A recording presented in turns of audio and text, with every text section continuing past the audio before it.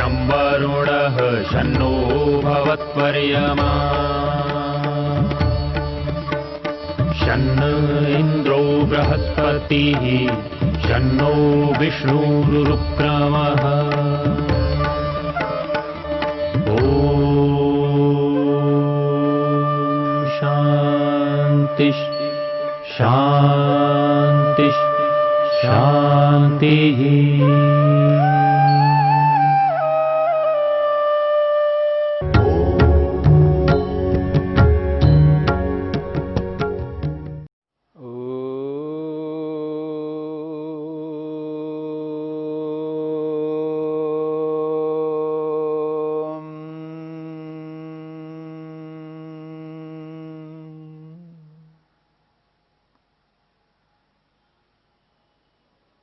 साधन पाद के 5वें सूत्र को लेकर के विचार चल रहा है। अनित्या शुचि दुखानात्मसु नित्य शुचि सुखात्मक ख्याति अविद्या। महर्षि पतंजलि ने अविद्या के स्वरूप को बताते हुए अविद्या के 4 भेद बताए हैं। अनित्य को नित्य समझना एक भेद, अशुद्ध को शुद्ध समझना दूसरा भेद, दुख को सुख समझना तीसरा भेद, और जड़ वस्तु को चेतन वस्तु समझना ये चौथा भेद है। अविद्या के ये 4 भेद हैं। इन 4 भेदों में पहला भेद है अनित्य को नित्य समझना, अर्थात जो उत्पन्न पदार्थ है, कार्य पदार्थ है, जिसको बनाया जाता है, उत्पन्न किया जाता है, ऐसे उत्पन्न कार्य पदार्थ को, अनित्य को नित्य समझना, ये अविद्या का एक विभाग है, एक भेद है। हमने अलग अलग विचारों को, अलग अलग उदाहरणों को लेकर के विचार किया है। अलग अलग उदाहरणों को लेकर के जो विचार किया है, शरीर को जो कि अनित्य है, उत्पन्न कार्य पदार्थ है, उसे नित्य माना जा रहा है। महाभारत का एक प्रसंग है। कहा जाता है युधिष्ठिर से यक्ष ने एक प्रश्न किया है, हे युधिष्ठिर, इस संसार में आश्चर्य क्या है बताइए। इस दुनिया में आश्चर्य क्या है? आश्चर्य तो बहुत हैं, अलग अलग प्रकार के, अलग अलग विषयों में अलग अलग आश्चर्य, पर सबसे बड़ा आश्चर्य क्या है? यक्ष का प्रश्न है, इस दुनिया में सबसे बड़ा आश्चर्य क्या है? तो युधिष्ठिर कहते हैं, अहन्यहनि भूतानि गच्छन्तीह यमालयम शेषास्थावरमिच्छन्ति किमाश्चर्यम अतः परम। वो कहते हैं अहनि अहनि भूतानि। अहन कहते हैं दिन को, अहनि अहनि प्रत्येक दिन, भूतानि का अर्थ है प्राणी, शरीरधारी प्राणियों को यहां पर भूत शब्द से स्पष्ट किया है। अहनि अहनि भूतानि, प्रत्येक दिन प्राणी गच्छन्ति, जाते हैं, कहां पर? यमालयम, परमात्मा के पास में। क्योंकि शरीर से छूटना, आत्मा का शरीर से छूटना, ये परमात्मा का काम है। जब आत्मा इस शरीर में रहने योग्य नहीं रहता, अर्थात शरीर रहने योग्य जब नहीं रहता, शरीर में रहने योग्य की स्थिति शरीर सुख देने में असमर्थ हो जाता है, रहने योग्य नहीं होता है, तो इस शरीर से आत्मा को परमात्मा अलग करता है। कोई फांसी ले रहा है, कोई जहर खा रहा है, कोई नाना प्रकार के उपायों को अपना करके मृत्यु को प्राप्त होना चाहता है, सुसाइड करना चाहता है, आत्महत्या करना चाहता है, वो अपनी इच्छा से शरीर को नहीं छोड़ते। हां, वो उपाय को अपना सकते हैं। जहर खाना है, फांसी लेना है, नस काटना है, अलग अलग उपायों को अपना सकते हैं, पर आत्मा को शरीर से अलग करने का कार्य केवल केवल ईश्वर का है। जब हम अपने शरीर को इतना दुख दे देते हैं जिस दुख को आत्मा सहन नहीं कर सकता, असहनीय हो जाता है, तब परमात्मा आत्मा को शरीर से अलग कर देता है। अहनि हहनि भूतानि, प्रत्येक दिन ये प्राणी गच्छन्ति, परमात्मा के पास जाते हैं, शरीर त्याग करते हैं, इसका यह अभिप्राय है। प्रत्येक दिन शरीर को त्याग करने वाले न जाने कितने प्राणी हैं इस पूरे के पूरे ब्रह्मांड में।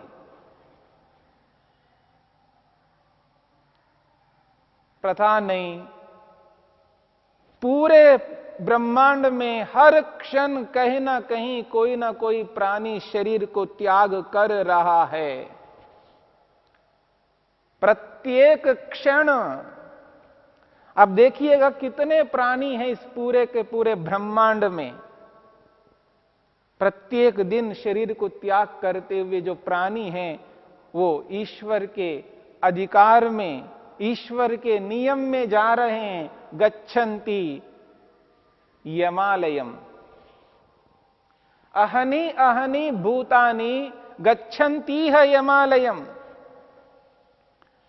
प्रत्येक दिन शरीरधारी प्राणी मृत्यु को प्राप्त होकर के ईश्वर के अधिकार में चले जाते हैं। शेषा स्थावरमिच्छन्ति, और जो मरे नहीं, जो मृत्यु को प्राप्त नहीं हुए, जैसे हम लोग हैं, और हमारे मन में, हमारी बुद्धि में एक बात रहती है, क्या? शेषा स्थावरमिच्छन्ति, जो मरे नहीं वो ये समझते हैं हम तो ऐसे ही रहेंगे, हम नहीं मरेंगे, हम नहीं मरेंगे। मनुष्य ये समझता है कि मैं नहीं मरूंगा, ये मर गया, वो मर गया, वो मर गया, सब मर गए, मरते जा रहे हैं। मरते हुए लोगों को देख रहा है, फिर भी ये अनुभव करता मैं नहीं मरूंगा। शेषा स्थावरमिच्छन्ति किम आश्चर्यम अतः परम, इससे बढ़कर दुनिया में आश्चर्य क्या हो सकता है? शरीर में रहना ही नहीं है, एक दिन आएगा शरीर से हमें अलग होना है, मृत्यु को प्राप्त करना है, फिर भी व्यक्ति ये मानता मैं नहीं मरूंगा।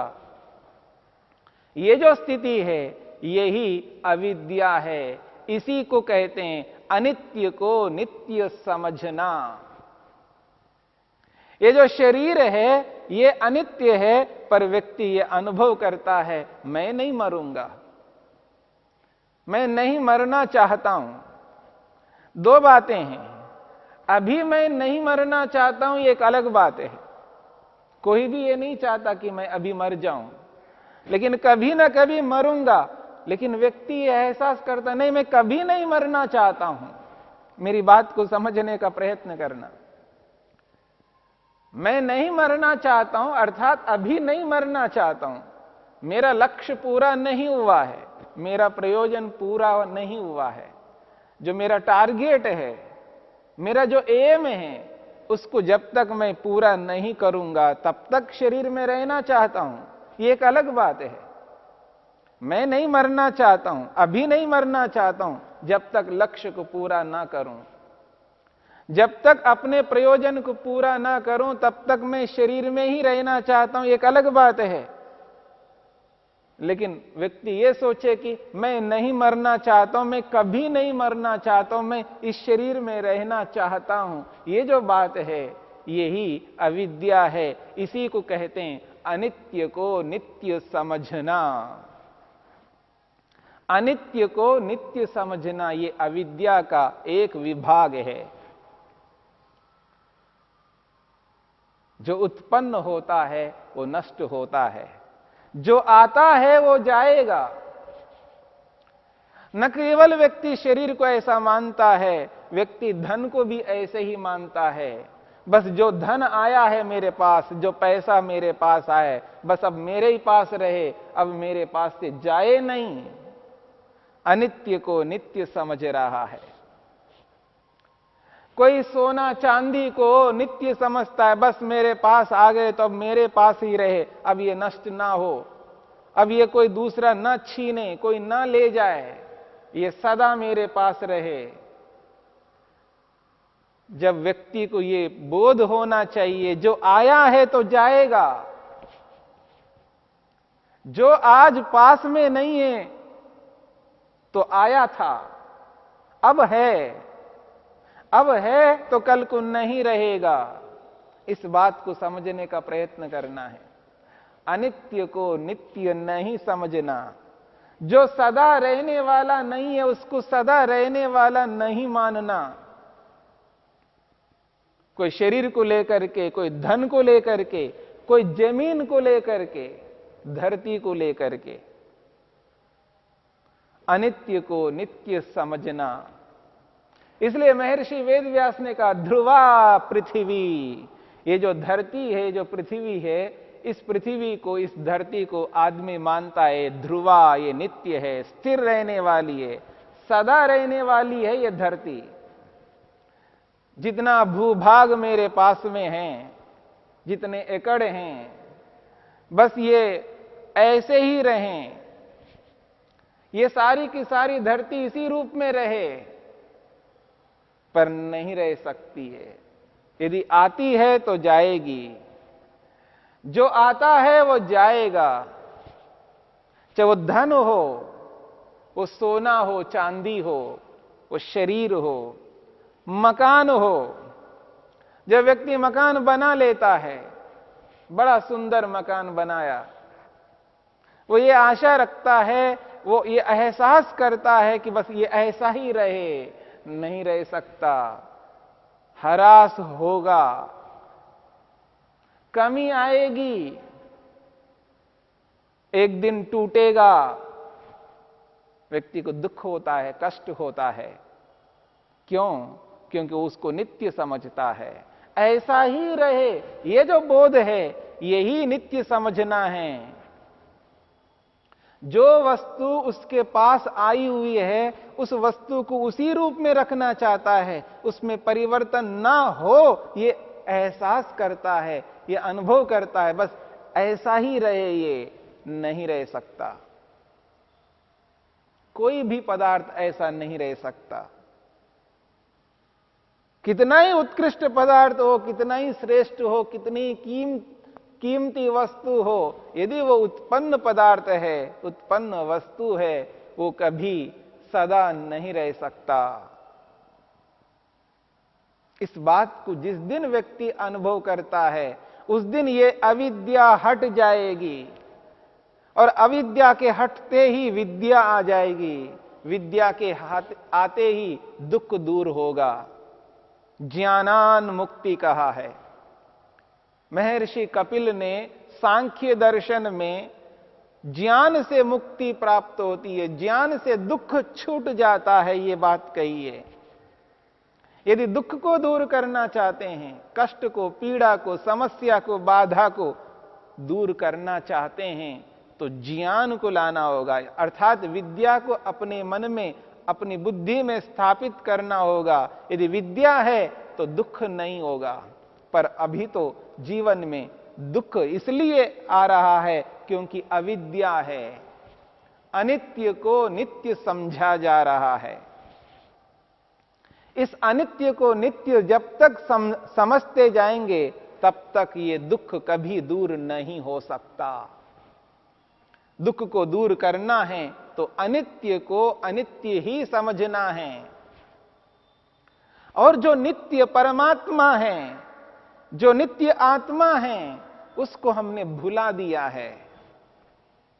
जो सदा रहने वाला है, जो सदा साथ में है, उसकी अनुभूति नहीं कर पा रहे हैं। जो पास में है उसकी अनुभूति नहीं हो रही है, और जो पास में नहीं है उसको पाने के लिए चेष्टा हो रही है। और जो नित्य है, जो सदा रहने वाला है, और जो सदा आत्मा के साथ रहता है, कभी अलग नहीं हो सकता, ऐसे नित्य परमपिता परमात्मा को अनित्य मान बैठे हैं। अर्थात जिस नित्य सदा रहने वाले परमात्मा को न अपनाना, उसको न समझना, उसका विवेक न करना, उससे लाभ न लेना, उसको छोड़ देना, उसको त्याग कर देना, ईश्वर को न मानना ही नित्य को अनित्य मानना है। मेरी बात को समझने का प्रयत्न करना। जो ईश्वर आत्मा के साथ सदा रहने वाला है, जो सर्वव्यापक है, सब जगह विद्यमान है, कण कण में विराजमान है, ऐसा कोई स्थान, ऐसा कोई स्पेस खाली नहीं है जहां परमात्मा ना हो। ठसाठस सर्वत्र भरे हुए हैं, मेरे अंदर भी है। ऐसे परमपिता परमात्मा को, जो नित्य है, ऐसे परमात्मा को त्याग किया है, ऐसे परमपिता परमात्मा को अनुभव करना छोड़ दिया है, ऐसे परमपिता परमात्मा के उपकारों को भुला दिया है।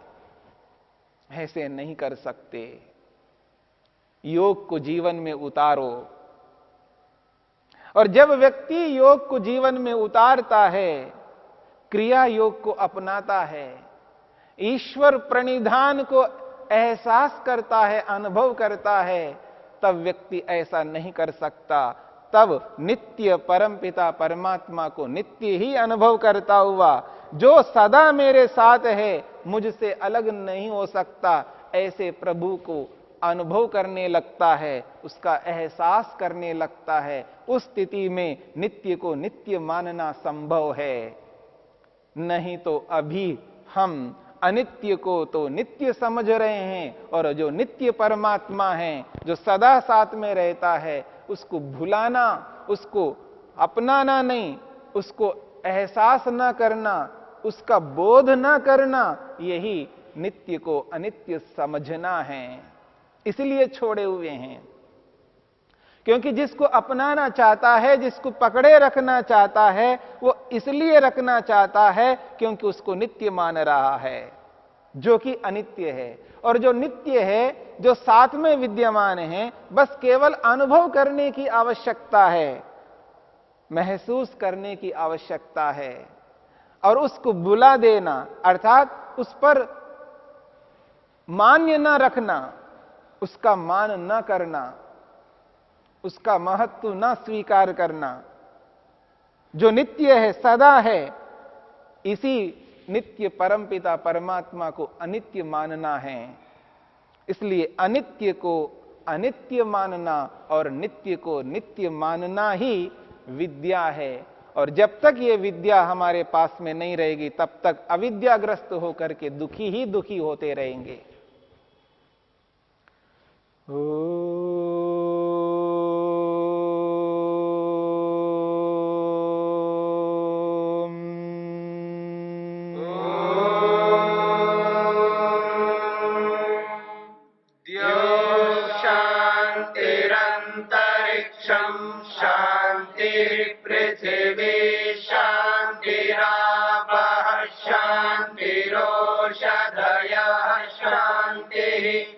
वनस्पतयः शान्तिर्विश्वे देवा शान्तिर्ब्रह्म शान्ति सर्वं शान्ति शान्तिरेव शान्ति। श्यामा